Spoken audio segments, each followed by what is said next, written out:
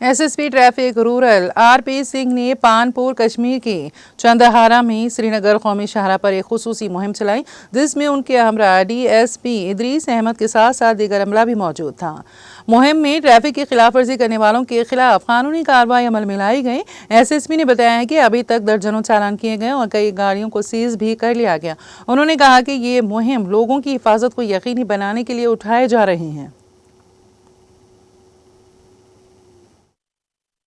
शांतिपुर चंदहारा जो इलाका है ये पामपुर में पड़ता है और इसमें हम लोगों ने एक ड्राइव किया है और इसमें कम से कम 50 से 60 के बीच में चालान हो चुके हैं और कुछ गाड़ियां भी हम लोगों ने सीज की हैं as per the provision of motor vehicle act. और ये हमारा एक आउटरीच प्रोग्राम रहता है और जो हम लोग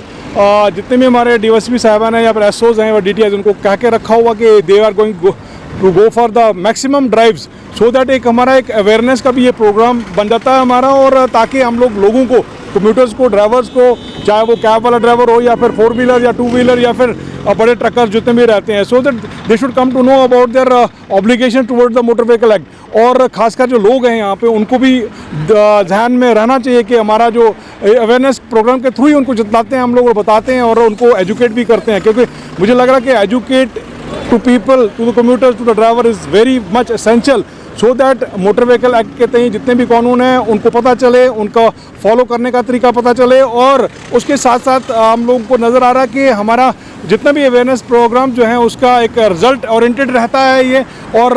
काफ़ी हद तक हमें कोशिश जो